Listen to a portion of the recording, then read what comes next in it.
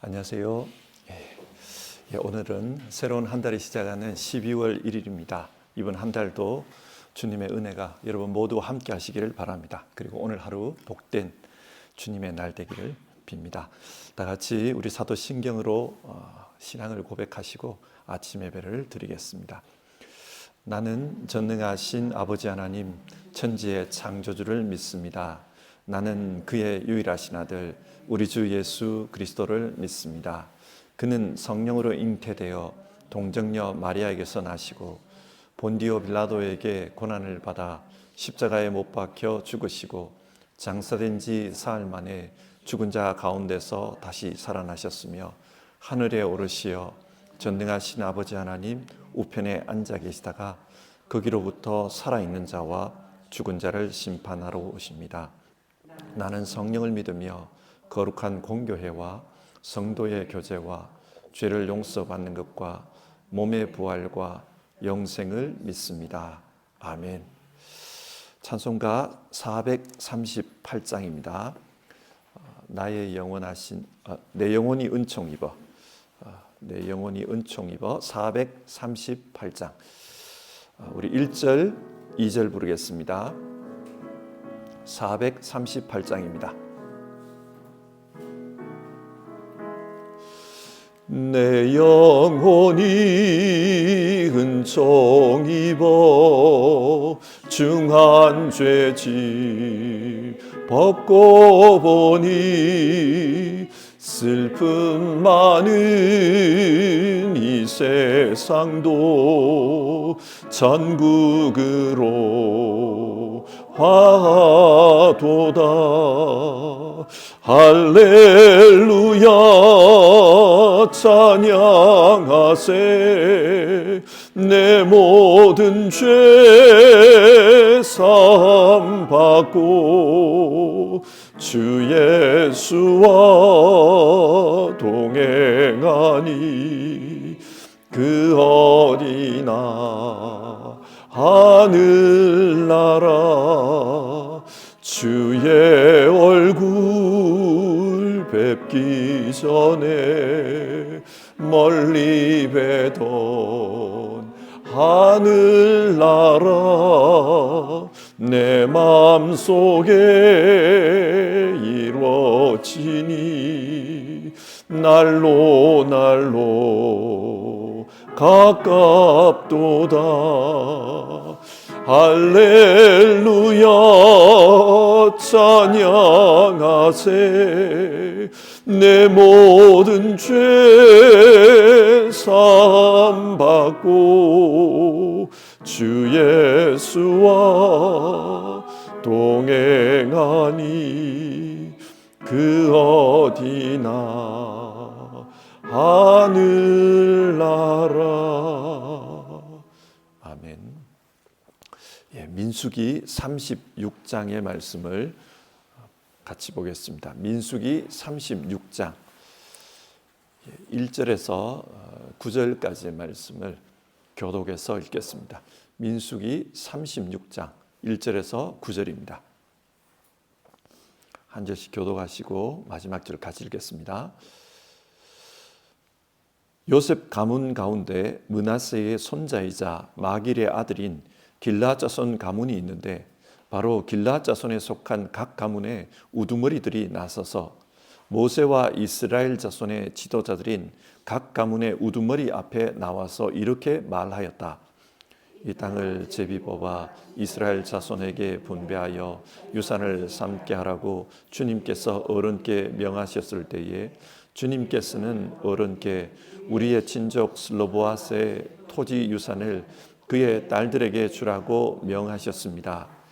그러나 그 딸들이 이스라엘 자손의 다른 지파 남자들과 결혼할 때에는 그 딸들이 받은 유산은 우리 조상 대대로 물려받은 온 유산에서 떨어져 나가 그 딸들이 시집간 그 지파의 유산이 될 것입니다. 그렇게 된다면 우리 지파의 몫으로 분배된 유산의 일부를 우리는 잃고 맙니다. 이스라엘 자손이 누리는 희년이 되어도 그 딸들이 물려받은 유산은 그 딸들의 시집 지파의 유산에 합쳐질 것이므로 결국 우리는 조상 대대로 물려받은 지파 유산에서 그만큼의 유산을 잃는 것입니다. 주님의 명을 받들어 모세가 이스라엘 자손에게 명령하였다. 요셉 자손 지파의 말이 옳소. 주님께서는 슬로보아 딸들의 경우를 두고 이렇게 명하셨소. 그 딸들은 자기들의 마음에 드는 남자가 있으면 누구하고든지 결혼할 수는 있어. 그러나 그들이 속한 조상 지파의 가족에게만 시집 갈 수 있어. 이스라엘 자손의 지파 유산이 이 지파에서 저 지파로 옮겨지는 일이 없어야 이스라엘 자손이 제각기 자기 조상으로부터 물려받은 지파의 유산을 그대로 간직할 수 있을 것이요. 이스라엘 자손의 지파 가운데서 유산을 받은 딸들은 누구나 자기 조상 지파의 가족에게로 시집가야 하오. 그래야만 이스라엘 자손이 지파마다 조상으로부터 물려받은 유산을 간직할 수 있을 것이요. 같이 읽겠습니다. 지파의 유산이 한 지파에서 다른 지파로 옮겨지는 일이 없어야 이스라엘 자손 각 지파가 제각기 물려받은 유산을 그대로 간직할 수 있을 것이요. 아멘. 민수기 33장부터 36장은 약속의 땅에 들어갔을 때 어떻게 땅을 분배할 것인가, 그 문제와 연관이 있습니다. 하나님은 각 지파별로 제비를 뽑아 땅을 분배받으라고 했습니다. 그리고 각 지파에게 땅이 분배되면 또 가족별로 땅을 나누어 주라고 했습니다. 그런데 이 과정에서 문제가 제기되었습니다. 어떤 문제입니까? 이미 민수기 27장에 나온 말씀인데요. 아들이 없는 경우에는 어떻게 하느냐 하는 것입니다. 당시 관례에 따르면 이런 유산은 아버지에게서 아들로 상속이 되었습니다. 부자 상속이 원칙입니다. 그러다 보니 슬로보아스의 경우처럼 딸만 있는 가족은 땅 분배에서 소외될 위험이 있었습니다. 그래서 그 딸들이 모세에게 찾아와 문제를 제기했던 것입니다. 그때 하나님께서 어떻게 말씀하셨습니까? 아들이 없는 경우에는 딸들에게 유산을 상속하라고 했습니다.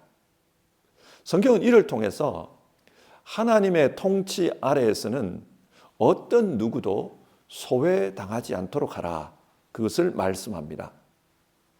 하나님 통치 하에서는 모든 이들이 골고루 부유하게 살도록 하셨습니다. 그것이 하나님의 통치 원칙입니다. 자, 오늘 민수기 36장은 이런 배경에서 시작하고 있습니다. 36장 1절, 므낫세 지파의 길르앗 자손이 모세와 이스라엘 12지파의 지도자들을 찾아왔습니다. 이들이 찾아온 이유는 민수기 27장의 결정에 대해 질문이 있었기 때문입니다.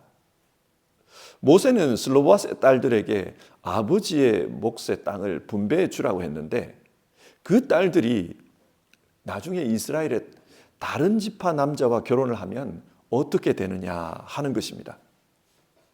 이걸 좀 곰곰이 생각해 보면 문제가 있습니다. 이 딸들이 결혼하면 자신들이 분배받은 땅을 가지고 시집 갈 것입니다. 시집 가서 살다가 죽으면 그 땅은 이 딸들이 낳은 자녀에게 분배될 겁니다.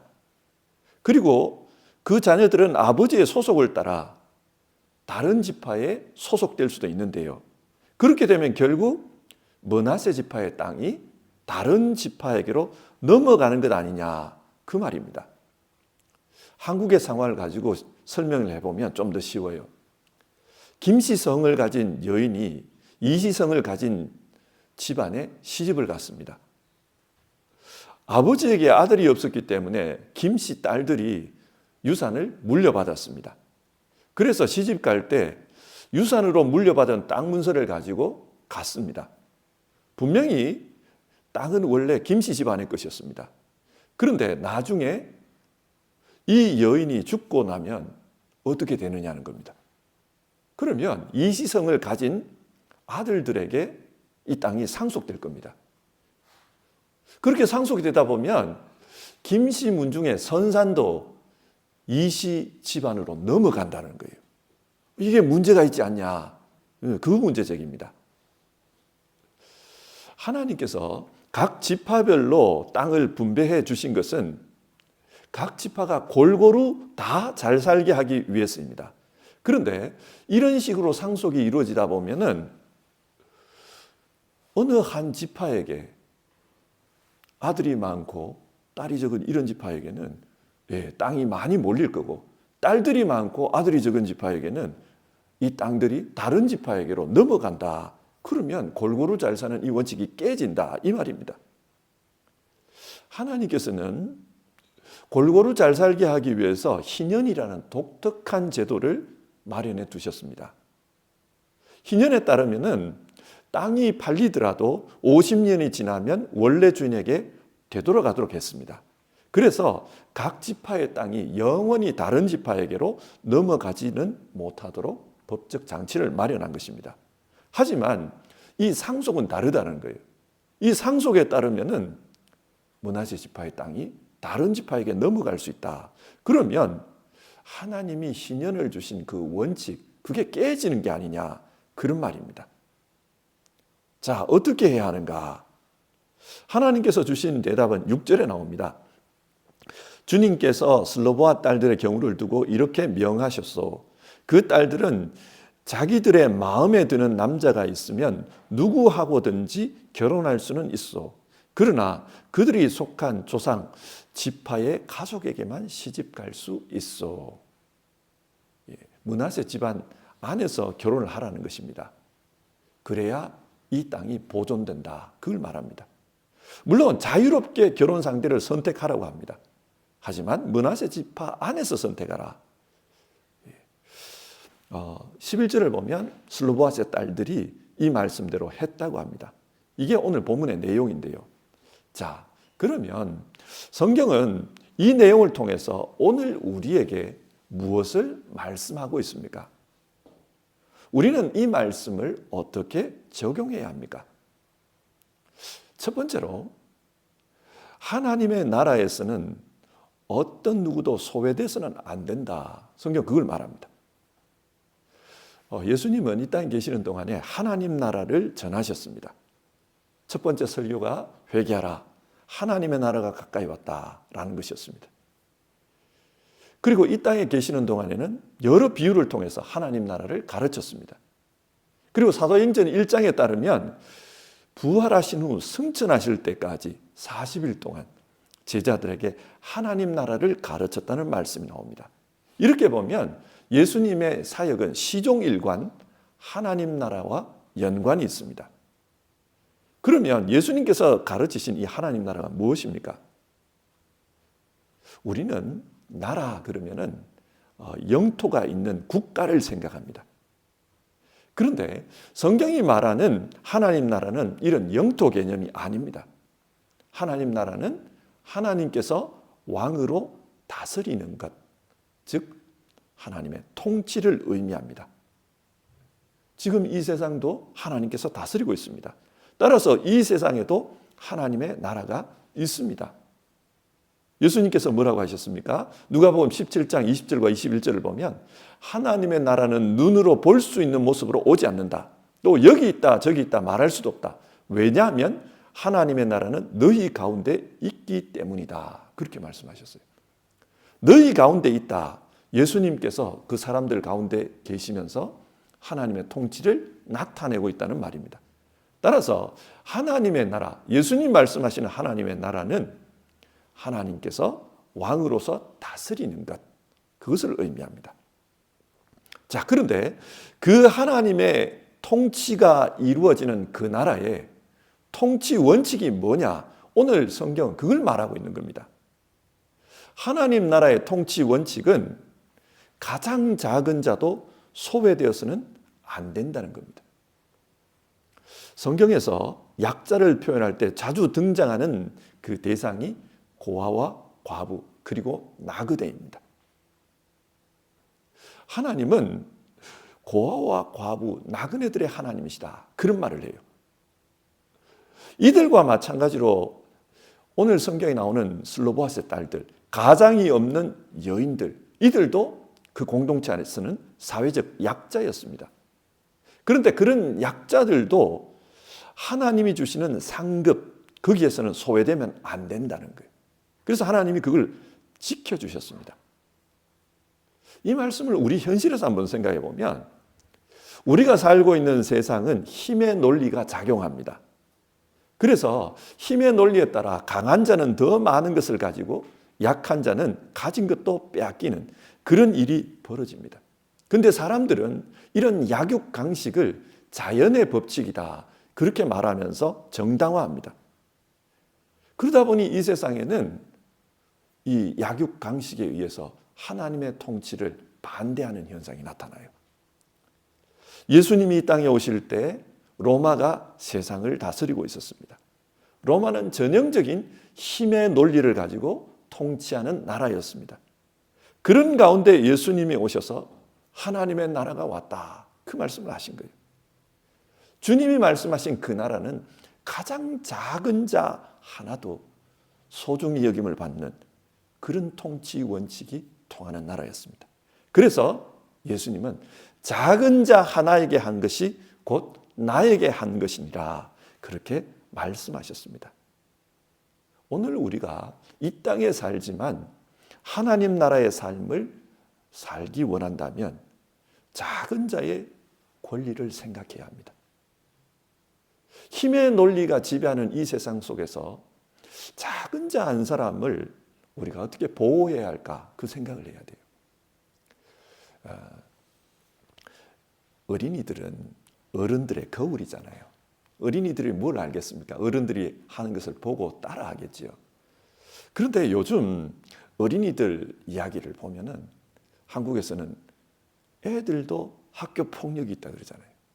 애들 사회에서도 왕따가 있다 그러잖아요. 왜 그럴까요? 어른들이 그렇게 살거든요. 그러니까 전형적으로 힘의 논리로 살고 있다는 걸 보여주는 겁니다.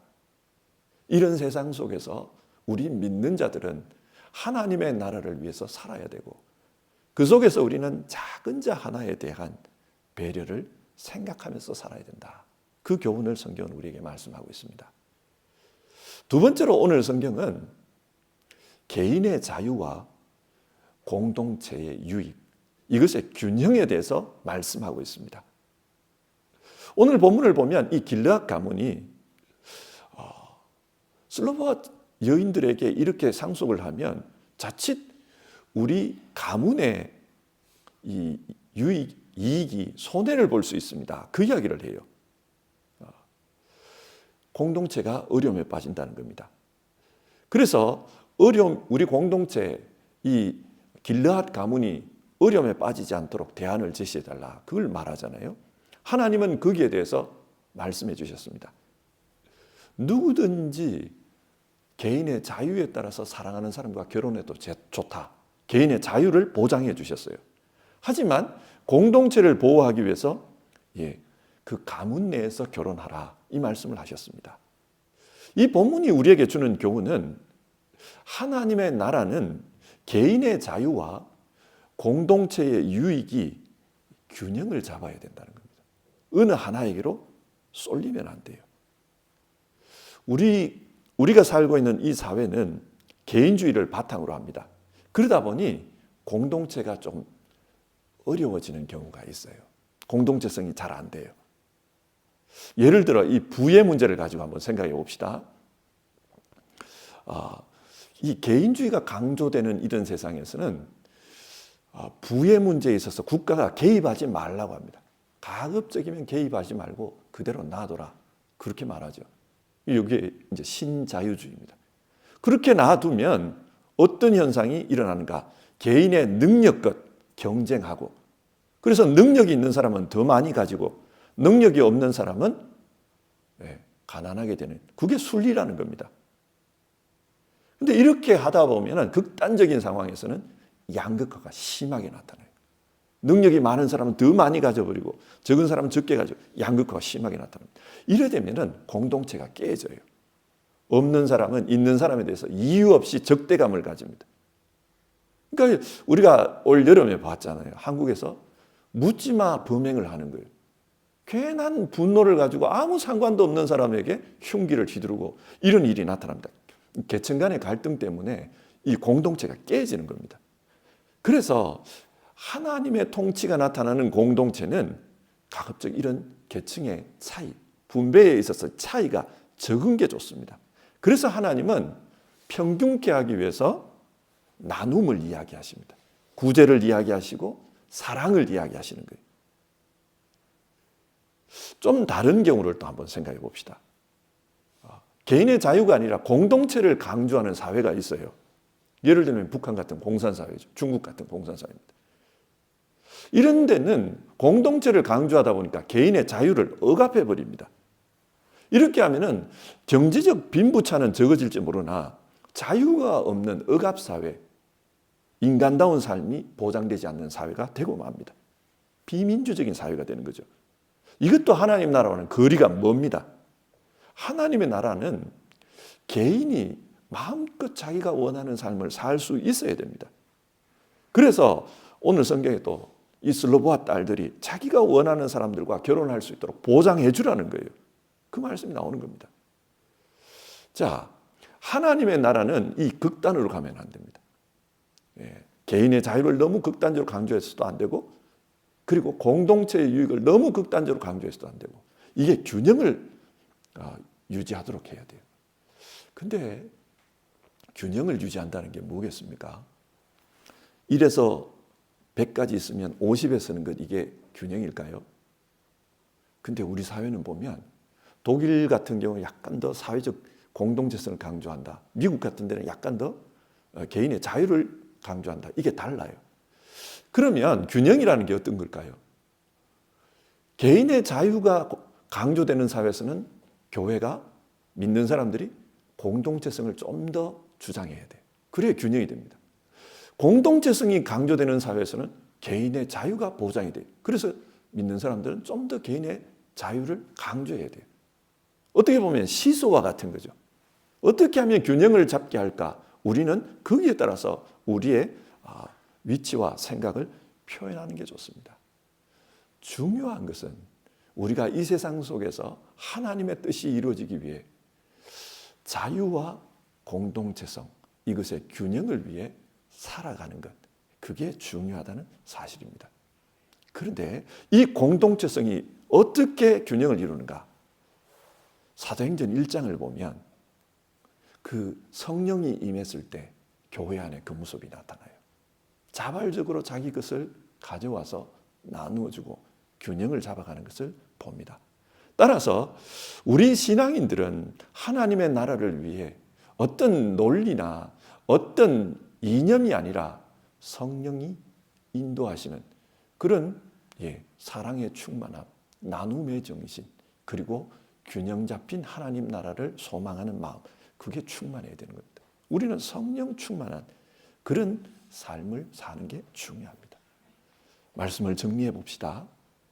오늘 성경은 이 슬로보아 딸들의 상속 문제를 가지고 하나님 나라의 통치 원칙에 대해서 이야기하고 있습니다. 하나님 나라는 어떤 곳이어야 하는가? 가장 작은 자도 그 권익이 보호되어야 된다. 하나님은 작은 자를 소중히 봅니다. 그래서 작은 자 하나에게 한 것이 곧 나에게 한 것이니라. 우리에게 그것을 말씀합니다. 따라서 우리는 이 말씀에 따라서 작은 자 하나에게 주님이 원하시는 것을 행하는 그런 삶을 살아야 됩니다. 동시에 하나님의 나라는 치우치는 걸 원치 않습니다. 어느 하나도 손상되는 걸 원치 않습니다. 자유도 그리고 공동체의 유익도 손상되는 걸 원치 않습니다. 둘 다 중요하기 때문에 그것의 균형을 위해서 살아야 된다. 성경이 그걸 말해줍니다. 그래서 우리는 가정에서도 교회에서도 또 우리가 살고 있는 이 세상 내에서도 자유와 공동체성이 균형을 이루도록 우리는 그렇게 힘써야 되고 그것을 위해 기도해야 됩니다. 그런데 가장 이상적인 그 공동체의 균형은 성령 충만함 가운데서 이루어지기 때문에 우리는 이 성령의 역사가 나타나는 그 일에 우리가 힘써야 됩니다. 그래서 말씀도 전해야 되고 전도도 해야 되고 우리가 또 이를 위해서 기도하고 힘써야 됩니다. 성도 여러분, 우리가 이제 민수기서를 마치게 되는데요. 이 민수기서는 이스라엘 백성의 광야 생활을 보여줍니다. 이 광야는 우리 인생 광야의 비유가 될 수 있겠죠. 그래서 하나님께서는 이 인생 광야를 거치면서 하나님의 통치, 하나님의 나라가 이루어지기를 원하신다. 그리고 그 나라 속에서 우리는 어떤 기준과 어떤 원칙을 가지고 살아야 되는가, 그걸 말씀해 줍니다. 오늘 우리는 그 한 조각을 보았습니다. 하나님은 작은 자도 소외시켜서는 안 된다. 그리고 이 자유와 공동체의 유익이 균형 잡히도록 그렇게 해야 된다. 그 말씀을 줍니다. 우리가 이 메시지를 품고 가정에서, 교회에서, 또 우리 사회에서 그렇게 살았으면 좋겠습니다. 우리 같이 찬송하고요, 같이 기도합시다. 435장입니다. 435장 나의 영원하신 기업, 우리 1절 2절 부르고요, 같이 기도하는 시간을 가지겠습니다.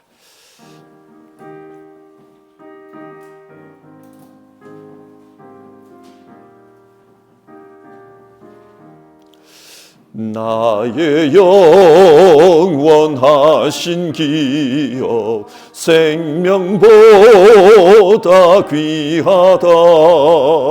나의 갈 길 다가도록 나와 동행하소서. 주께로 가까이 주께로 가오니 나의 갈 길 다가도록 나와 동행하소서. 세상 부귀한 일함과 모든 명예 버리고 험한 길을 가는 동안 나와 동행하소서. 주께로 가까이 주께로 가오니 나의 갈 길 다가도록 나와 동행하소서. 아멘. 우리 같이 기도해 봅시다. 하나님은 우리 각자에게도 하나님 나라의 분깃을 허락하셨습니다. 그래서 우리에게는 영원한 기업이 있습니다. 그 기업은 예수 그리스도 안에서 주어지는 그 하나님 나라입니다. 우리가 그 하나님 나라의 삶을 죽은 이후에만 사는 것이 아니라 이 땅에서도 살아야 됩니다. 왜냐하면 하나님 나라는 하나님께서 통치하는 것이기 때문에 지금 여기에도 하나님 통치가 있습니다.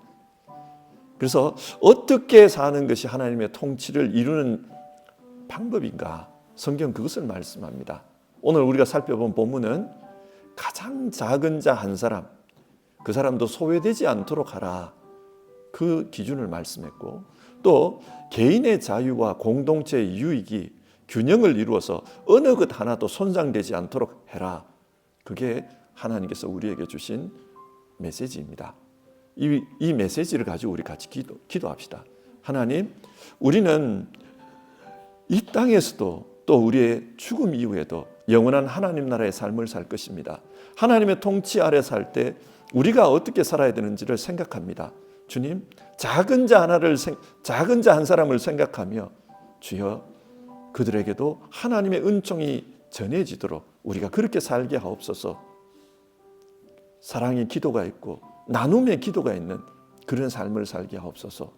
또 우리가 사는 이 세상, 작게는 교회와 가정, 하나님이여 자유와 공동체의 유익이 균형을 이루는 그런 삶을 위해 우리가 성령 안에서 기도하고 또 우리가 실제적인 행동으로 실천하면서 살 수 있도록 도와주시옵소서. 우리가 그 문제로 같이 기도합시다. 사랑하신 하나님 아버지, 우리가 어떻게 하나님 나라에서 살아야 될지 문제를 살펴보았습니다.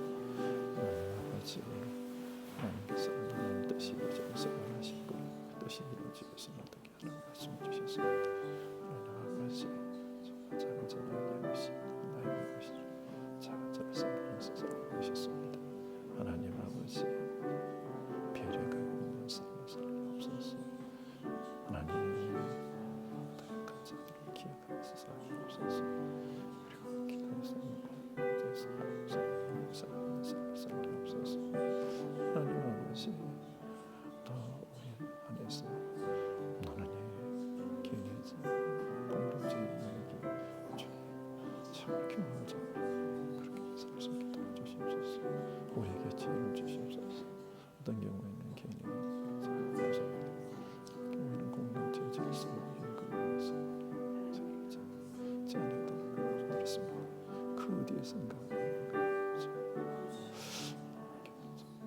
기존에 있어서 우리에게 지혜를 주시옵소서. 그리고 하나님 성령 안에서 가져오실 합니다. 그래서 충만해서 없어서 하나님 아버지 11분들의 시작은 주님의 통치를 좀 깊이 살고 주님 감사합니다. 주시옵소서. 하나님 아버지 주시옵소서.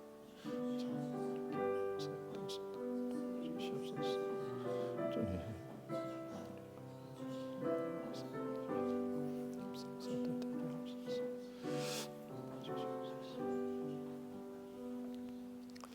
하나님, 오늘 성경 말씀을 통해서 하나님의 나라, 하나님의 통치가 이루어지는 그 원칙에 대해서 우리가 살펴보았습니다.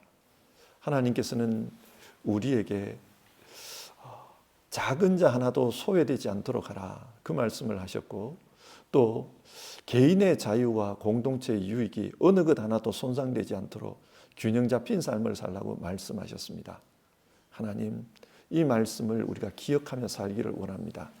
그리고 또 우리가 살고 있는 이 현실 속에서 이 말씀을 적용하기를 원합니다. 하나님, 우리 모두는 하나님 나라의 일꾼으로 부름을 받았는데 우리가 오늘 받은 이 말씀을 우리 개인의 삶, 가정, 교회 그리고 사회에서 정말 잘 적용하면서 살 수 있도록 도와주시옵소서. 하나님, 그러나 우리가 때로는 참 어렵다라는 생각을 하게 됩니다.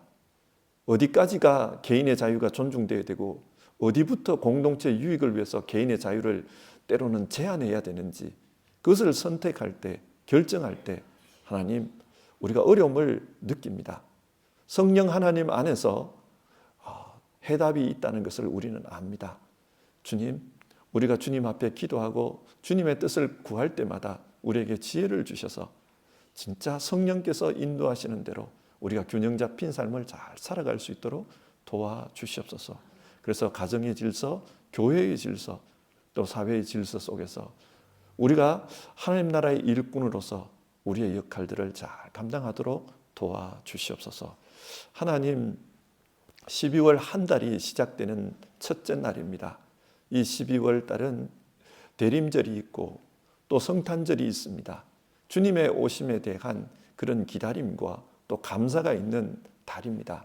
주님, 진짜 우리 가운데 오셔서 성령으로 함께하고 계시는 그 주님과의 동행함이, 그 동행함의 의미를 또 실제적으로 동행하는 것을 느끼는 그런 이 12월 될 수 있도록 한 달을 축복해 주시옵소서. 각 가정에 또 각자의 삶 속에 우리 주님 함께 하시면서 주님의 그 사랑과 또 주님의 가르침에 대한 의미가 깊어지는 그런 한 달 되도록 역사해 주시옵소서. 오늘 아침 예배를 드리면서 하나님 앞에 기도하며 각자의 마음의 소원을 아뢰는 분들, 또 하나님 앞에서 기도의 제목을 가지고 나가시는 분들, 하나님 그들과 함께 해주시고 개입하여 주시고 열매 맺을 수 있도록 역사해 주시옵소서. 우리 주님 예수님 이름으로 기도드립니다. 아멘. 주기도문 하겠습니다. 하늘에 계신 우리 아버지, 아버지의 이름을 거룩하게 하시며 아버지의 나라가 오게 하시며 아버지의 뜻이 하늘에서와 같이 땅에서도 이루어지게 하소서. 오늘 우리에게 일용할 양식을 주시고 우리가 우리에게 잘못한 사람을 용서하여 준 것 같이 우리 죄를 용서하여 주시고 우리를 시험에 빠지지 않게 하시고 악에서 구하소서. 나라와 권능과 영광이 영원히 아버지의 것입니다. 아멘.